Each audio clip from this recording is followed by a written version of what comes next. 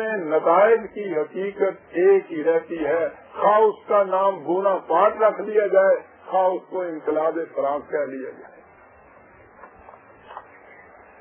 اگر خدا درمیان میں نہ رہے تو اپنے زمانہ فطرت میں ہر ایک مستبد بن جائے گا۔ یاد رکھیے، جب تک کوئی حکومت خدا کے قوانین کے مطابق نہیں چلتی، اس کا کوئی حق مسلم نہیں ہے۔ یہ پڑھ لیجیے آیت قرآن۔ جب تک کوئی حکومت خدا کے قوانین کے مطابق نہیں چلتی، اس کا کوئی حق مسلم نہیں۔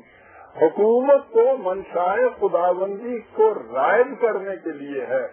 اگر وہ اپنے اس فریضہ کی سرانجام دہی میں قاصر ہے تو تمہارا یہ حق ہی نہیں بلکہ فریضہ ہے کہ ایسی حکومت کو بدل ڈالو۔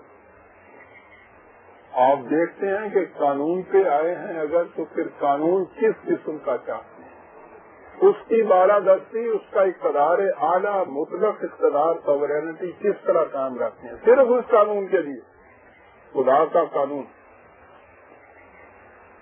اس قانون کو ابدی اور غیر متبدل کہنے کے ساتھ ہی ان مفکرین نے یہ بھی کہہ دیا کہ اس کے یہ معنی نہیں ہے کہ انسان کی آزادی کو ہم جکڑ رہے ہیں۔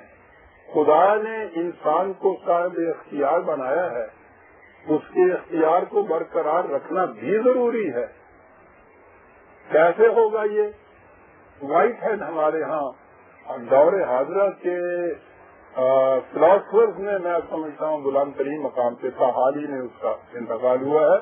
وہ کہتا ہے کہ زندگی کو مستقل طور پر ایک ہی کالم میں محبوس رکھنا ناممکن ہے، اس لیے مذہب کو بھی سائنس کی طرح بدلتے تقاضوں کا لحاظ رکھنا پڑے گا۔ اس کے اصول ابدی ہوں گے لیکن ان اصولوں کی تعبیرات حالات کے ساتھ بدلتی چلی جائے گی۔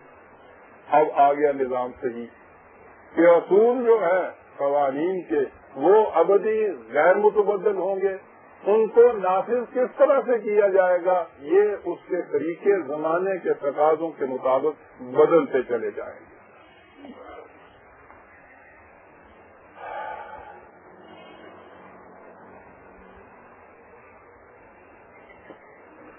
اب یہ رہا کہ مملکت جو ہے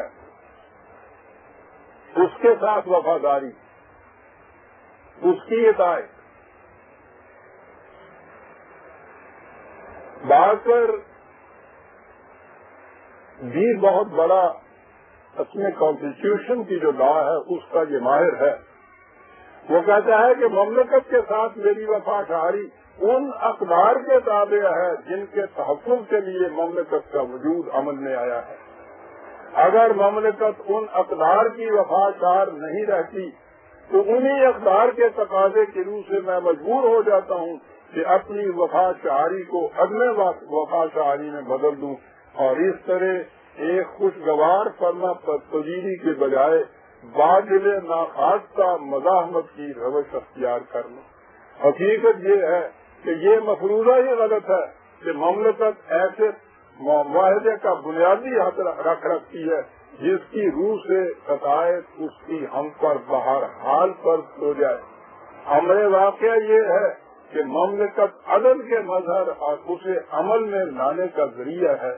ہم پر مملکت کے ارباب اختیارات کے احکامات کی پابندی اس لیے لازم ہوتی ہے کہ مملکت عدل خداوندی قائم کرنے کا ذریعہ ہوتی ہے۔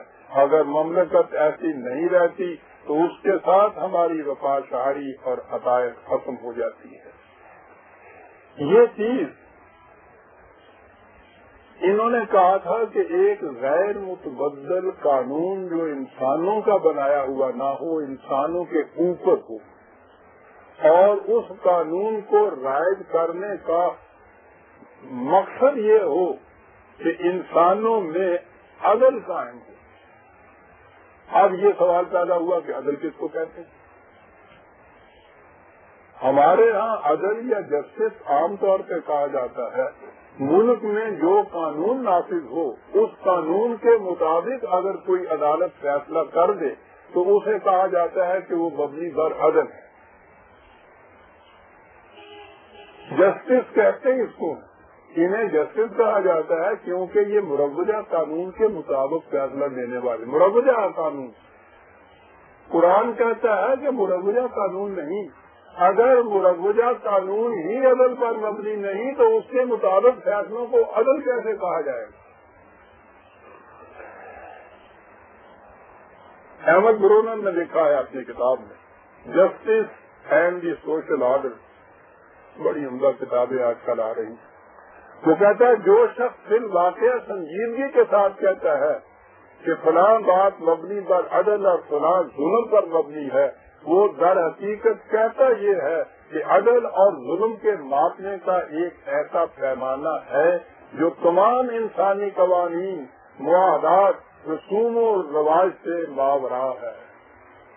وہ ایک ایسا معیار ہے جس سے تمام انسانی معیار ماپے اور پرکھے جا سکتے ہیں. یا تو اس حقیقت کو تسلیم کرنا ہوگا کہ عدل کے لیے اس قسم کا مطلق الوہیاتی خداوندی معیار موجود ہے، ورنہ اس لفظ کا مفہوم انفرادی بن کر رہ جائے گا، جو ایک کے نزدیک قابل قبول ہوگا، دوسرے کے نزدیک ناقابل قبول. عدل کے لفظ سے مفہوم یا تو خداوندی فیصلہ ہوگا جس کے ساتھ حق کے مطلق ہونے کی تقدیر شامل ہوگی، اور یا پھر یہ جھوٹے نگوں کی مینا کاری اور ملمہ سازی ہوگی. قانون خداوندی جہاں بات آئی ساری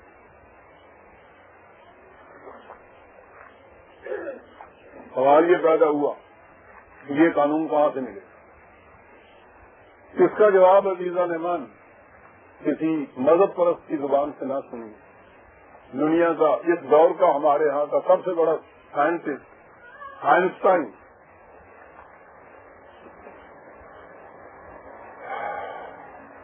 اس نے کتاب آخری دور میں لکھی تھی out of my later days, زندگی کے آخری دور میں. سائنس کے متعلق وہ کہتا ہے کہ سائنس صرف یہ بتا سکتی ہے کہ کیا ہے، وہ یہ نہیں بتا سکتی کہ کیا ہونا چاہیے. کیا بات ہے ان لوگوں کی. اس لیے اقدار یا ویلیوز کا متعین کرنا اس کے دائرے سے باہر ہے. سائنس کے علم برداروں نے اکثر اوقات اس عمل کی کوشش کی ہے کہ وہ سائنس کی روح سے اقدار کے متعلق قطعی فیصلہ نافذ کر دیں. یہ ان کی غلطی ہے. سائنس کے نزدیک بس ایک شے ہوتی ہے اسٹنگ، اس کی دنیا میں آرزو، اقدار، خیر و شر، نسب و لعن حیات کا کوئی وجود نہیں ہوتا. سائنس نہ تو اقدار متعین کر سکتی ہے اور نہ ہی انسانی سینے کے اندر انہیں داخل کر سکتی ہے. یہ اقدار تجربات کے بعد بھی وضع نہیں ہوتی. یہ مقدس ہستیوں کی وساطت سے بذریعہ وحی ملتی ہیں. ان کی بنیادیں عقل پر نہیں ہوتی، لیکن وہ تجربہ کی کسوٹی پر بالکل پوری اترتی ہیں. اس لیے کہ صداقت کہتے ہی اسے ہیں جو تجربے سے صحیح ثابت ہو.